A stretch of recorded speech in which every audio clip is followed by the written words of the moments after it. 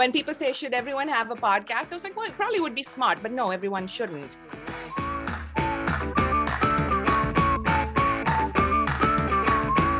Well, hello and welcome to The Real Bottom Line. Today, my guest is Susan Diaz, who is the president and mastermind behind CNP Digital. Welcome, Susan. Thank you for having me, Wendy. I'm very excited. I'm so excited too, because we've known each other for a few years now, so it's been interesting to watch your journey and just where you've gone. CNP Digital is a marketing firm, yes? Yes. Okay, cool. We are a marketing firm specializing in podcasting. Oh, cool. Okay, we're going to get into that later. But first, Susan, you are not originally from Canada. When did you arrive here? How did you get here? Oh, wow. Canada. I'd love to pretend this was my decision. It really wasn't. So my husband, when I met him in 2004, had family in Canada and had already decided that that was going to be his final stop, because at the time we were in Dubai, and you don't permanently live in Dubai. It's like a work visa situation. Okay. And I think the both of us were fairly clear that we weren't really looking to go back to India in anything other than a visiting capacity. So we had to find a permanent home. And since my husband had done this, I was like, why would you go to Canada? That sounds cold. That is the first thing you think about if you're not from somewhere warm over here. Yeah. So I was like, that sounds cold. And so I was like, okay, we'll just do it. We'll give it a shot. We'll go for a while and then we'll see. So we actually arrived here in 2009. And then we did a little bit of putting down of roots. And then we said that both of our careers were going really well where they were in Dubai. And it's not an easy move financially when you come in as an immigrant to Canada. You're probably not going to get the level of job that you're used to. And so we decided we'd go back for a couple of years and finish out where we were. So we eventually, and during that time we had Yara. So we came here with baby baggage and like no jobs, finally in 2011. And we've been here since. So, and like many of the people, like the evangelist idea, like you come in, you believe, and then you just don't stop believing. I'm one of those people about Canada. I came here and I was like, whoa, freedom. I had forgotten that didn't exist in my life before. And just many parts of what you don't notice when you live in a place like Dubai, because you're comfortable if you have a good job in places like that. So you tend to put your head down and not really pay attention to the socio-political situation and various other things. So when I came here, I realized you don't know what you don't have until you start to see it again. So I was like, yay, I'm staying here. So we stuck around, and that's gone. People tell us it's gone well. It's been painful over the years, but I wouldn't change it. Well, I think Canada's better for you being here, so that is a good thing. Hey, thank you. That's awesome. So how did you end up starting your own business? How long have you been doing CNP Digital? What was the genesis of that? So I think as soon as we came here, it was a blank slate, if you will. People said to us that you're going to have to start a few levels below wherever you are at. So I did the rounds and I met with people for marketing recruitment and stuff. And I started to see that I really wasn't, if I was going to start from scratch, it probably wasn't going to be in advertising, which is what I was doing at the time. And so I was like, if you can do almost anything, like what would I do? And then I started to run a chocolate farm because years and years ago, that's what I did with my mom when I was in university. And I was like, I always thought about it and said, if I'd gone down that path, I wonder what would happen. Like maybe I'd have been hugely successful. So I decided to find out, like, how often do you get to come back and go down the road less taken, right? I mean, so I did that, and that did not go well. After, I think it was interesting. I got some fun out of it for about a year. Yeah. but it really meant working at minimum wage for 5 years before I started to be able to pay off all of that equipment if I went up in size and stuff. But I think what that did give me was a return to sort of creativity. It was like, it was tactile, it was fun, it was it brought other people joy. Like, who doesn't love eating chocolate? So that's kind of like taking from there. I was like, if I went back to a marketing job, what parts of it do I want to lose and what do I want to keep? So I got to writing. I was like, okay, writing is probably what's left. And I stayed in the food space for the continuity, I guess. So I did a lot of food writing. I had my own blog, but the blog itself was not monetized. It was just really a really pretty shop window for other people to see my wares, writing wares. And so I did the blogger thing for a couple years. I think that might have been in 2012, and it went for a couple of years. And then I started to do what would be described as ghostwriting for a bunch of financial firms and legal firms, the deeply unsexy stuff, if you will. Because if you look at writers, people want the stuff that's lifestyle and that's exciting and whatever. So as an immigrant who was like, I just need to find work, I was like, what does everybody else not want to do? And it usually involved finance, Wendy. That's just like a stab in my heart, Susan. Well, see, I wanted it though. I made a living out of it. That's so right. Yeah. Thank you for that. So you went from writing, and now you are a massive, massive proponent for people and businesses and podcasting. Mm-hmm. What took you there? My partner in the business, Will Lamont. So about 3 years ago? We're 150 episodes. I guess about 3 years ago. About 3 years ago, we were hitting a wall, where we'd done a lot of work for people in the writing sphere and some strategic consulting work, and it was okay, but it just wasn't, I couldn't see the growth. It was just not going where I wanted it to, and it wouldn't scale. I didn't think it could scale in that form. So as we were brainstorming, Will kept on at me saying, we need to do a podcast. And my answer to him in 2019, was it early 2019, was no, it's 10 years too late, because like all the marketers who needed to have podcasts already have it, and we missed the boat. So we need to just not do it. Was I wrong? I forgot that the second gold rush was coming. And, so we started on a lark. We literally recorded on a phone and and edited it ourselves. We nearly cried from editing. We subsequently got other people to edit stuff for us. But at the time, we tried everything ourselves. And I liked it. It was so enjoyable. I think audio is my medium. I was reminded by a couple of people that way back in university, I had part-time gigs working on radio in India. So it seemed like an obvious choice, but the reason, and if I might get into mindset for a second, the reason I hadn't gone there is because over my time of living outside of India, I got really used to people leaning forward and asking me to repeat myself because they didn't understand my accent, or someone sort of asking, where are you from originally? That's that question, that question, where are you from originally? And so you get a little private, and I'm not a fan of discussing it. I don't want to tell you my life story unless I've signed up for it on a podcast as we have now. So I was not likely to put my voice out there. That was certainly a thing that I thought about a few times. And if I didn't have a wingman, I might have taken much longer to do it. So we jumped in with both feet into the podcast. And then we kept at it. I guess the discipline kicks in at that point. When you say you do something, not doing it is just not a part of my makeup. So we said Thursdays at 4 a.m. because it's called the 4 a.m. report and we like a kitschy theme. So it's actually released at 4 a.m. So, my way of thinking about it is Thursdays at 4 a.m. means Thursdays at 4 a.m., not Thursday-ish, not 4 a.m.-ish, it has to be done. So that's what we did. And as we did that, I want to say it's about 2 months into having this podcast, one of our existing clients called and said, do you do podcasts for other people? And we're like, we do now. Yeah, exactly.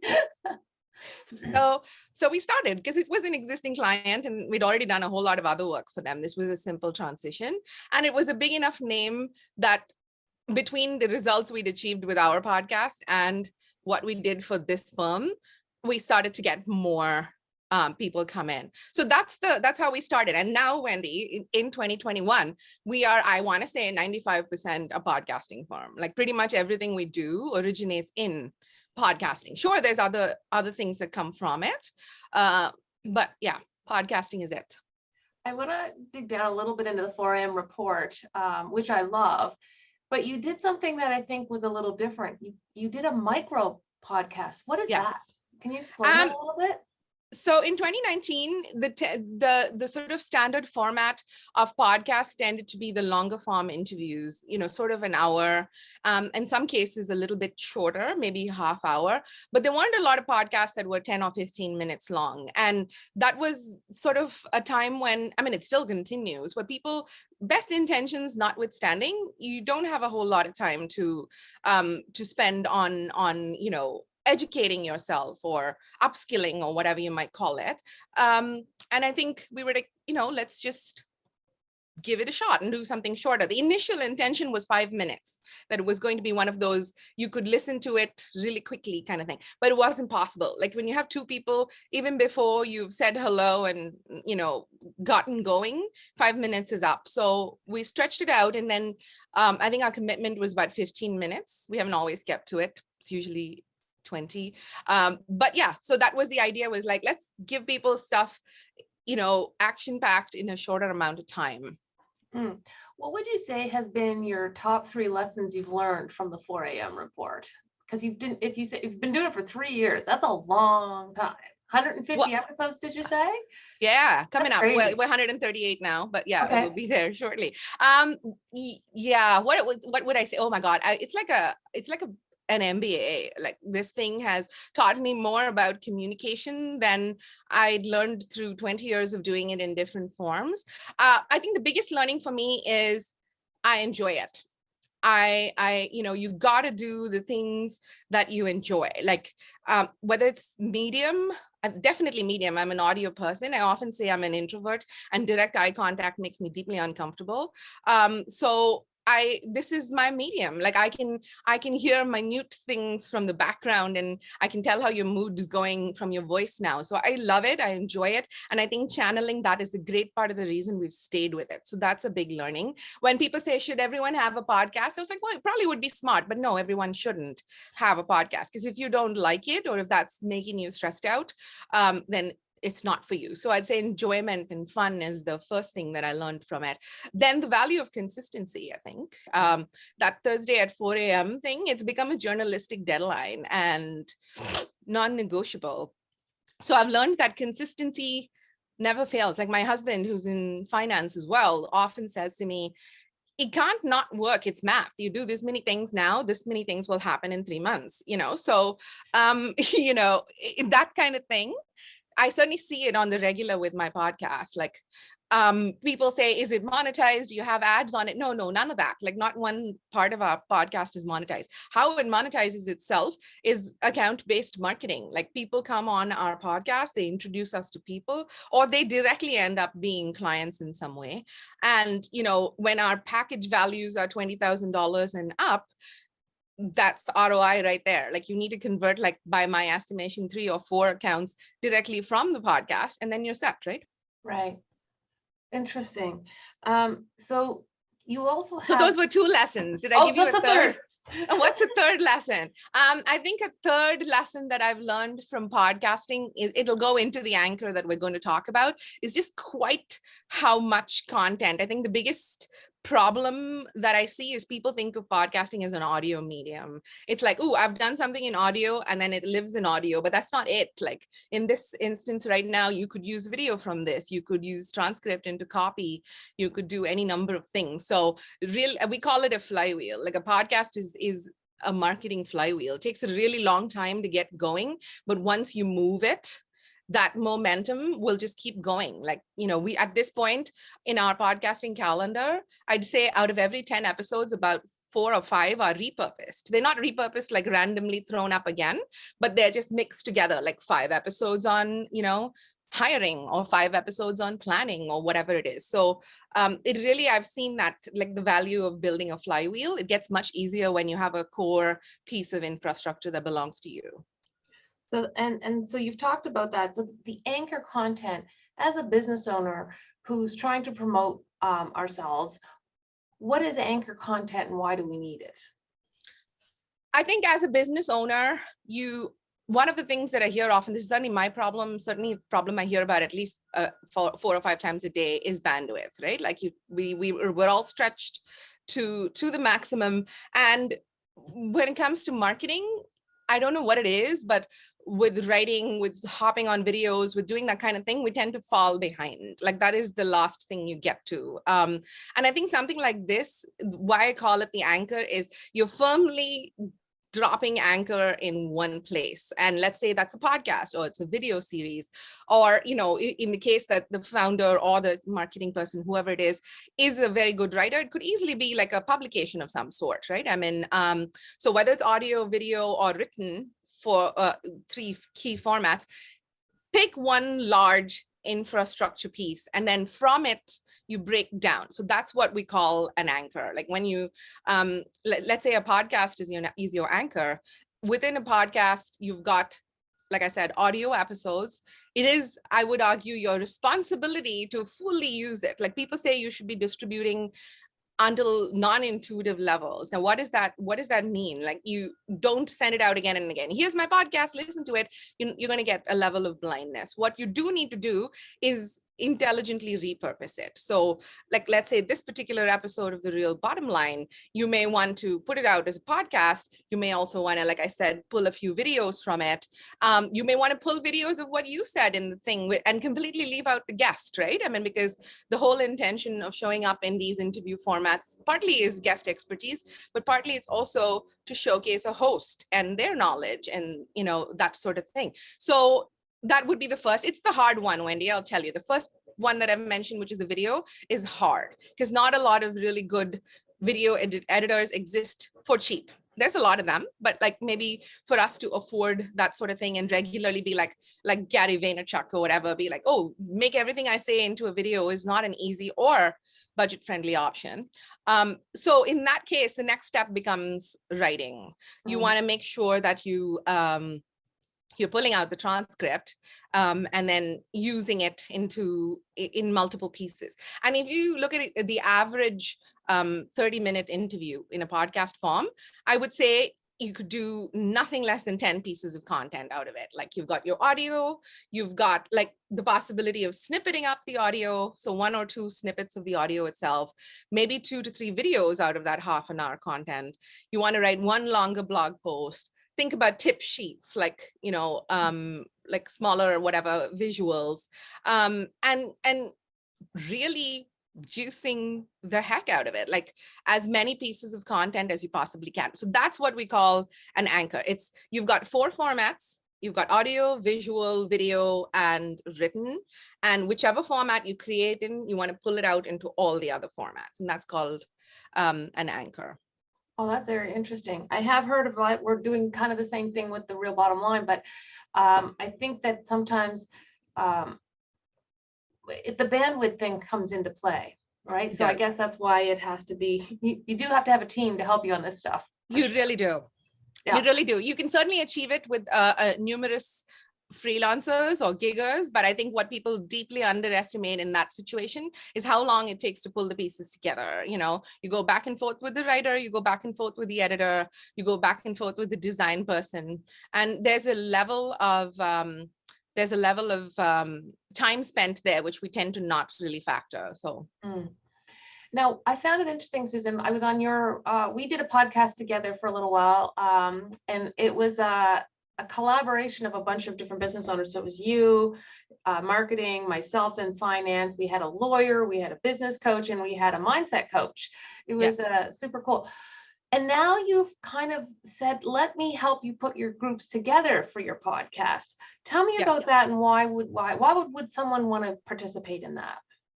I think it's the amplification. I mean, this need, we did this before the pandemic, right? So that I think it was already starting to become like networking in audio form, or masterminds is what we like to call it. It's like, you get in masterminds for all kinds of other things, and we do well because first, accountability, and second, amplification of our messaging. And I think the same thing extends to podcasting. And it gets easier. If you remember, we were crazy. I think we'd get together for 3 hours at one shot and record 5 episodes, and each person was the moderator of a separate episode. And it was great. Like for the season that we did it, we really enjoyed it. And I think there's lots of opportunity. I thought that in the last 20 months or so, a lot of other people would have done that, because it seems obvious. Like, how has everyone not done it is what I keep asking myself.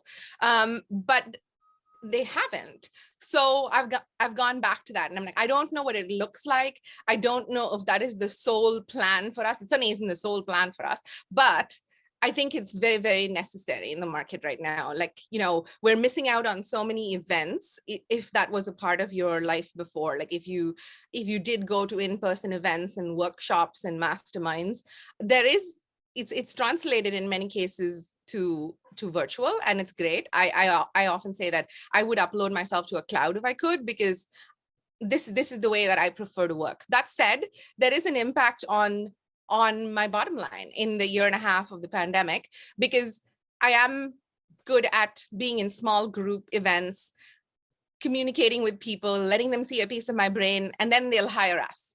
Yeah. So that went away, and I started to see that parallels can be achieved with podcasting. So that's where we're headed. I think right now, the way we're having success with it is adding panels to other people's existing podcasts, because starting to match people and get them going takes a bit longer, I think. And, you may want to do this, but this might not be a 2-month decision. This might be a 6-month decision. So what we have had success with is like, oh, Wendy, you're doing this. Do you want to add a panel to your podcast? And what might that look like? And then you put it together and figure out how that works. So that's kind of where we are at with the journey.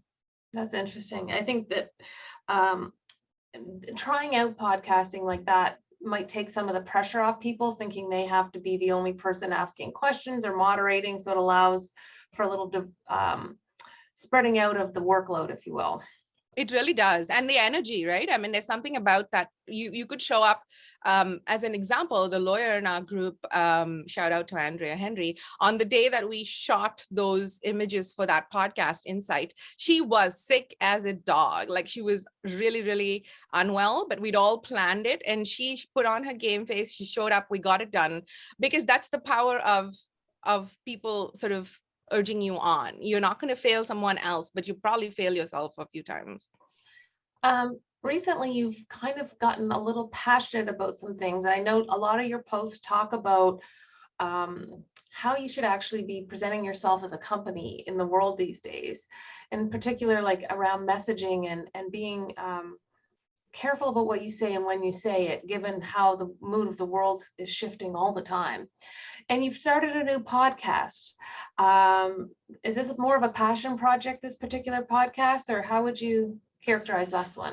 I think it's sort of it's a responsibility project. I feel like I need to be doing something, giving back in some way. And I never really knew what that looks like. Is it service in actual, like, showing up and giving your time? Is it contributing money? And I've done those kinds of things along life. But this particular thing, why did I start getting involved with commenting on the state of the world? Because usually, again, going back to my raising as an Indian girl in the 70s, we were not allowed to comment on things like this. You're not allowed to have an opinion about most things. Keep your head down and keep going was the teaching. So I think I lived like that for far too long.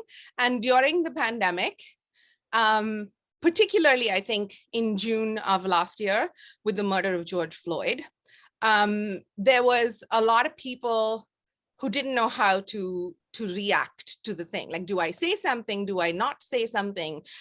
Do I sort of like stop the programs that I'm about to launch this week? Do I, do I speak up and say, like, talk about experiences I've had. And crisis communication became a thing. Now, crisis communication is a wonderful thing, but it's reactive in many cases. A crisis hits you, and then you react to it with hopefully one of several plays that you have planned out ahead of time. But I think the pandemic showed us that that's not necessarily possible. You can't plan for all eventualities.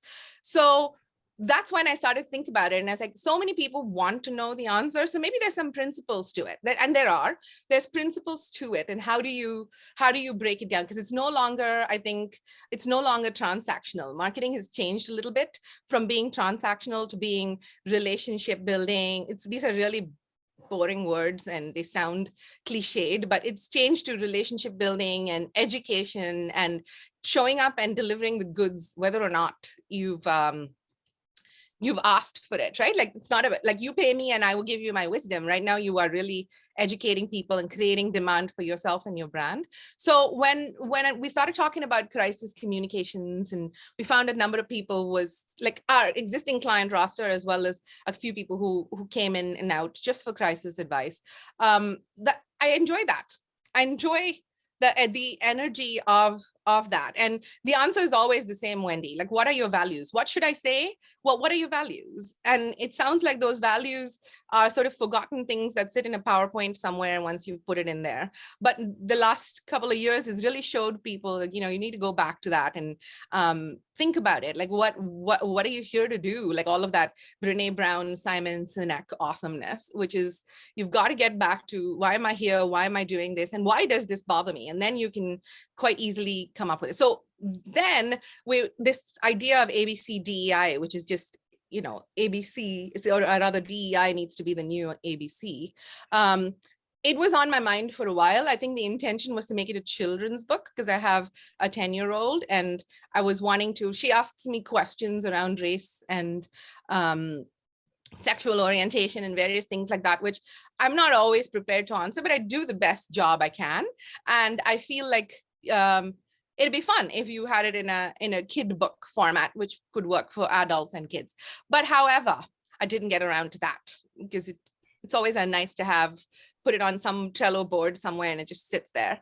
So I eventually started to chat with my friend and industry colleague of yours, Rohini Mukherjee. She's a PR maven.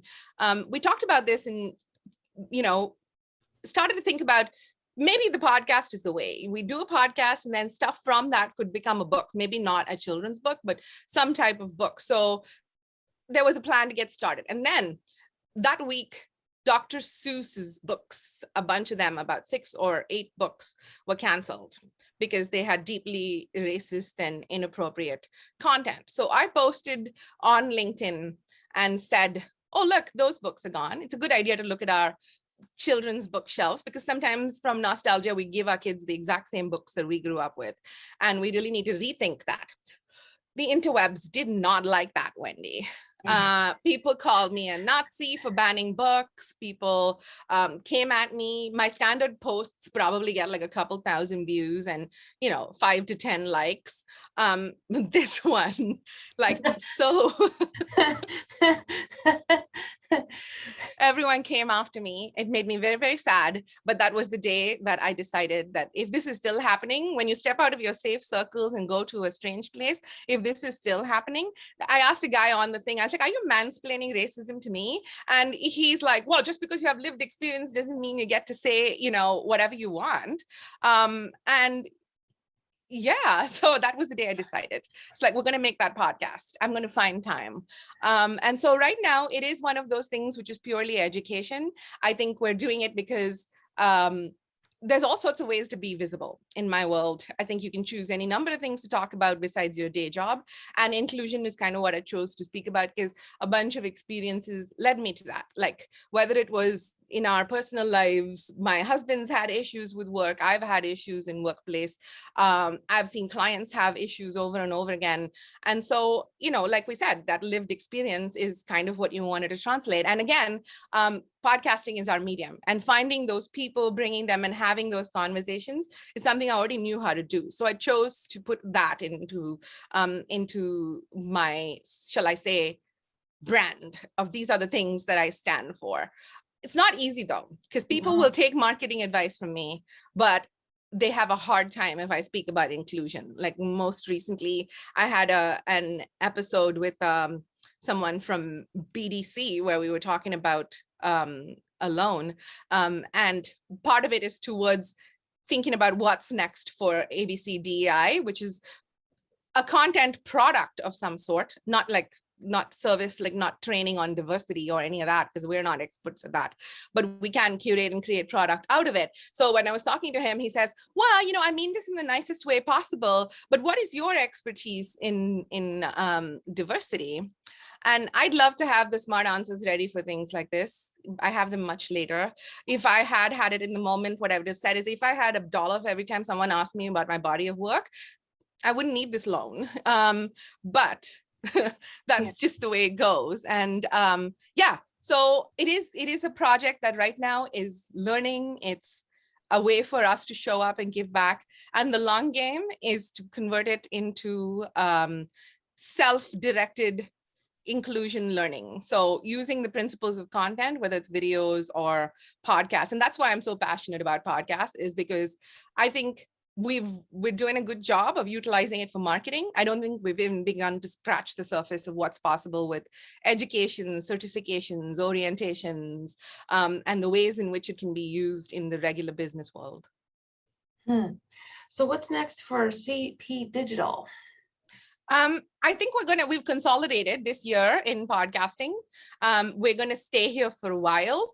I think our intention is to bring podcasting out of the bubble that it is in. I think there's a few technology companies and a few sort of larger firms that utilize it really well, but it still hasn't gone into the mainstream as much as it should and can. So I think we'll do that. We'll get as many people as possible to see the value of podcasting if it's for them. What's next is starting to think about helping people take their podcast beyond marketing. I think it's like what I touched on. Beyond marketing? Like I think the first step, as far as we're concerned, is to help with orientations. Like it's kind of think of course meets podcast. So people have learned how to use courses to train teams, to train or to onboard external people, to sort of put together various processes. And there's room for podcasting in that kind of place. So I think that's an easy shift, whether it's internal podcasts, private podcasts, group podcasts to break down silos. And this is not only for the large firms. I think this can work for a company the size of yours or mine, where we are like, okay, here are some things that we need anyone who's a partner who works with us to know.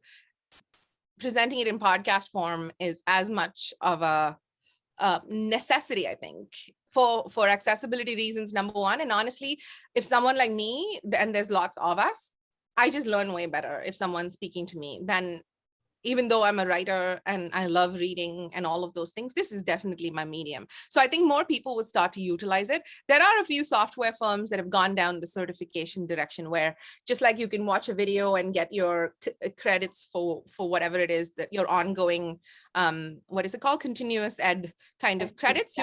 Yeah. You can also get them with podcasting, is my hope. Is there Apple, Spotify, all these places that you can post your podcast? Is there one that you like better than the other, or places that people should be for sure? I'm definitely Spotify over over Apple. And that's more of a user behavior comment. I think as far as people who are starting their podcast is concerned, you probably want to think about having the holy trinity, Apple, Spotify, and Google, because it's a small matter of getting the RSS set up. And once you've got the podcast, you might as well put it in a couple. I tend to not say Amazon in that list immediately, because Amazon's terms of service are a little iffy around ownership and what they're allowed to do with your content. So right now that isn't one of my, go on Amazon isn't something that I'm saying. If you want to, there's no harm. But like those are the ones. The reason I said Spotify is because I find it, firstly, they're investing like hell. If you look at their acquisitions and if you look at their trail, you can pretty much predict where the podcasting market is heading. But I find things like the speeds, they have more options of speeds to listen to. So you can do 1.2, 1.3, 1.5.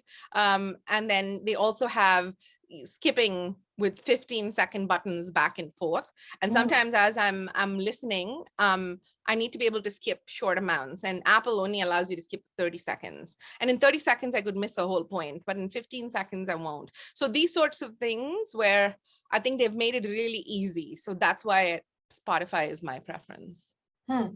Well, Susan, I really want to thank you for coming on today, because I have to tell you, I've been podcasting for 6 months or so, and I've just learned way more in our 30 minutes together. So that was fantastic. So thank you, Susan. Thank you so much, Wendy. This is awesome. How do people get a hold of you if they want to chat with you about podcasting? cp.digital is our website, and I'm a LinkedIn junkie. You probably find me on LinkedIn, and I'd respond quite quickly, as long as you're not pitching me something.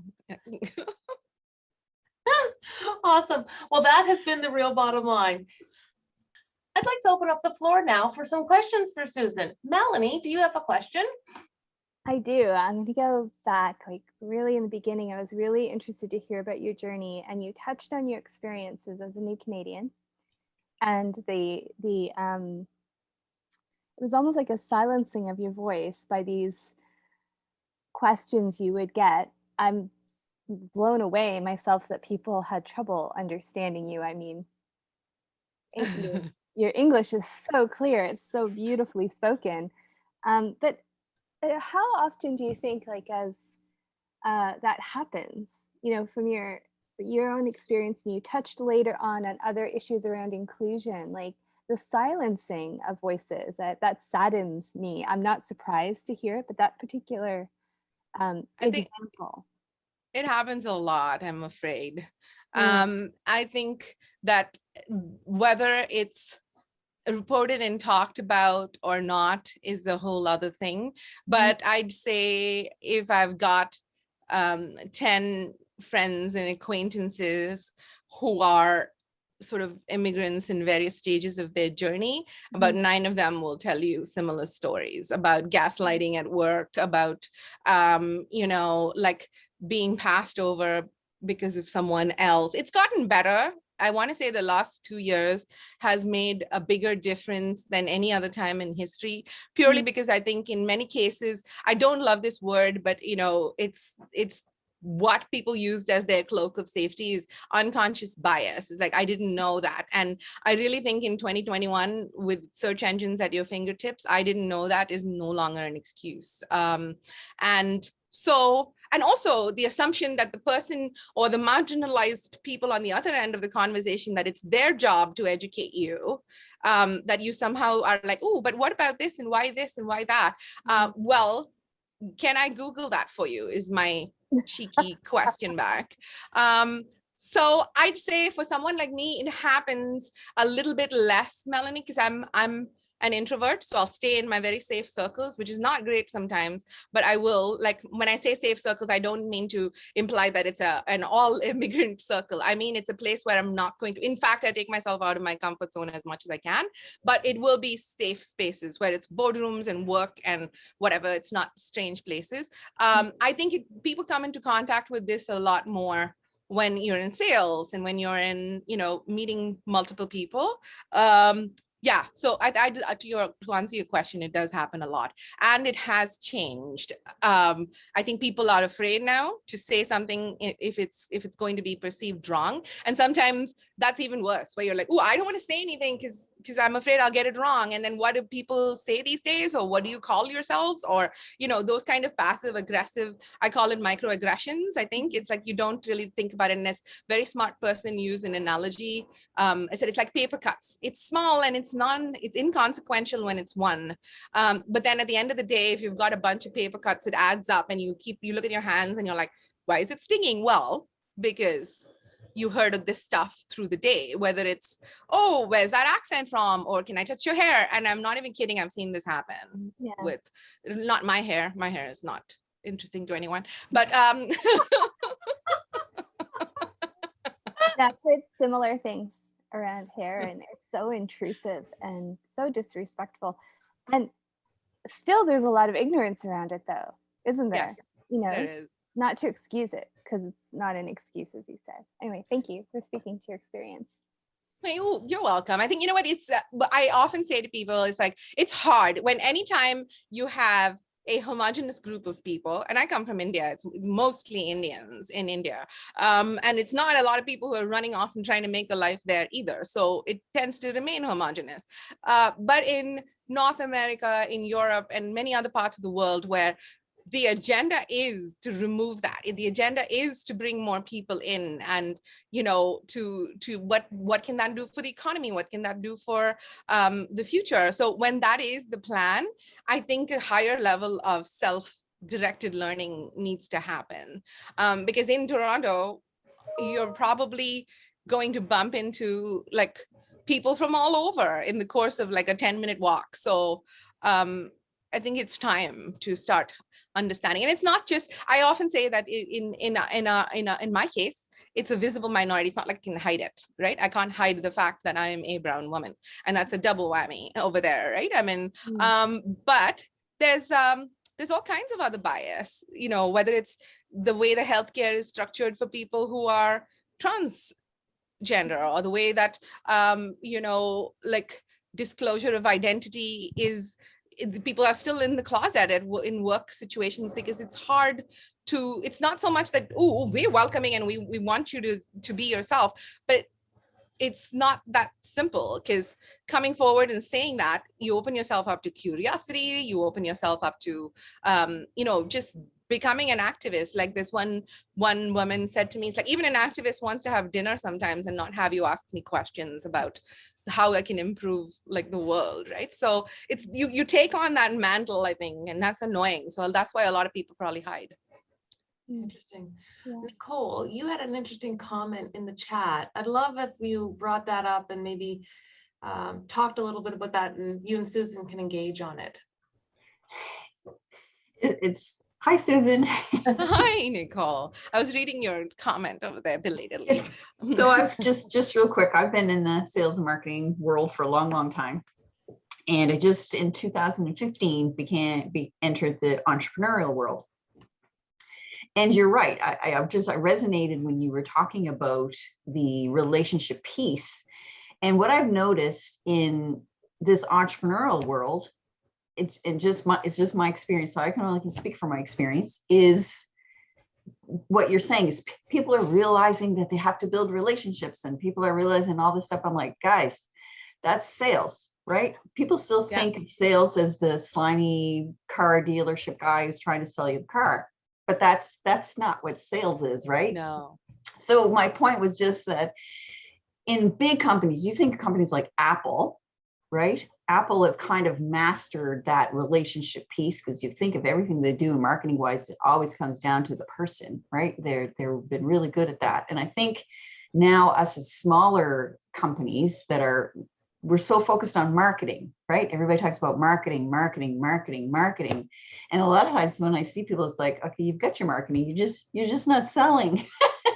You're not out there building the relationships and doing those relationship pieces. So that was all sometimes when I heard you say that, was like, yes, like it's so true. Resonated with me. That line is quite blurred now between marketing and sales. I think in the end, they have to work together heavily. In the case of many smaller firms, they are the same people. Like I am the salesperson of my company in the majority. And so I think really learning to do that. And I've spoken to a few people on our podcast who've helped me sort of see that as well. It's like just not taking away some of that slimy and icky and whatever. And if you truly do believe in the value of what you offer, which you need to learn to do, if you haven't done that, maybe that's your first, for any business owner listening. If you don't truly believe that the thing you're doing is going to blow the other person's mind, it's hard. It's hard to sell it. It's hard to market it. It's hard to do anything with it. So I think that piece, as soon as you've got that, you get better at relationships. You get better at relationships where you sit down and you're like, let's just talk about the theory of podcasting, or let's talk about, like stats or results or where the industry is going. And then people get to see a piece of your brain, right? And that's how relationships go. And I think that's very valuable. That's right. And in my world, people would ask me, what makes the best salespeople, or why are they so great? And I said, they all have this one thing in common, and it's they're genuinely curious. Someone who's genuinely curious about the other person is the one who's going to learn the most about that other person, learn about what they need, their problems, et cetera, et cetera. And they're the ones that uncover all the stuff that they need. So it's the one that's the most curious is usually the one who's the most effective. It's true. I say sometimes that, what we do is our job is ask open-ended questions, good ones, then shut up and write really fast, right? I mean, you want to be able to do that. And most people won't even notice that because that's not their way of doing it. And then I remember I was in a meeting with McKinsey, and one of the women who was she was one of the project leads. She's like, you're writing this down, you're asking open-ended questions and you're writing this down. And I was like, you recognize it, do ya? That is effective. Oh, that's amazing. That's cool. Well, any other questions or comments that you guys have? No, it's Friday. Yeah, no, I do. You know me, I always have another one. I really resonated with what Nicole said, and we've had great conversations as well about this. And for me as an entrepreneur, I was an educator before, and my first foray into the business world was entrepreneurship. So I was always doing all the things. And to me, sales, and I do see that they're different parts of a process, but the marketing and the sales. So when Nicole explained to me how divided they are typically in like big corporations, I was like, really? I couldn't see the division, because they were one and the same. So anyway, I just wanted to say that follow-on. Yeah, you're right. There is some blurring in the early stages, but even at the smaller stages, Melanie, like anytime we've had clients who seem like they've got the perfect messaging, you're killing it on a few fronts, and it's not actually converting into sales, that's when you start to see where the difference is. Yes, and I know, and Nicole talks a lot about this too. I know with her clients as well, and we've had those conversations. What is a sales process? It can't just be all messaging. Yes. But yeah, interesting. Yeah, and where people fall down is in the direct contact, in the asking, can I have a meeting with you? And Wendy will attest to the fact that when we went in the same business mastermind together, I struggled with this deeply. Like, I don't want to ask someone for a call because that feels like it's imposing, and that feels like, you're just sort of icky and you feel like you need to take a shower. But that's not it at all, is what I've realized. It's like I have, this is for you, Wendy, I speak to 3 to 4 people in the course of a day now, not in a week. And I enjoy it because you learn so much. And I think the pandemic has done a lot towards that. So getting on, whether it's a phone or an interview or something, and just starting somewhere is a very good idea. Yeah. I would add and say, if you're the guide, right? If you're seen as the guide and you're the person who's going to have value, and then you're comfortable and you're confident with that most people will resonate and they'll hear that in you. So when you do ask and say, let's have a call, most people will be like, yeah, like, right. Yeah. I get to have a call with you. That's amazing. And that's kind of where you want to be, because they've gotten to know you and they know that the value that you bring on a call. That's true. You don't monetize your podcast at this point, Susan. When do you think it is appropriate to do so? I think quite immediately, if that's the path that people want to follow. I think once you've got about 20 episodes or so under your belt, you definitely want to put together your sponsorship packages or your various things. I think my advice would be, rather than run ads on podcasts initially, you may want to think about packages which involve an episode where there's some relevance of the topic that you're talking about, a little bit of host endorsed material. Maybe somebody gets to sponsor a season, maybe they have something like that over running ads in podcasts. That would be my my first step if you wanted to monetize. Beyond that, there's a number of the hosting platforms, whether it's Libsyn or Sounder or I think it's Captivate, they do help you sort of discover ads and the ability, like, so if people are looking to, if people are looking to sort of advertise on podcasts, there's various ways in which it's like a marketplace where they'll hook you up with people who are looking for it. But podcast ads in general at this time are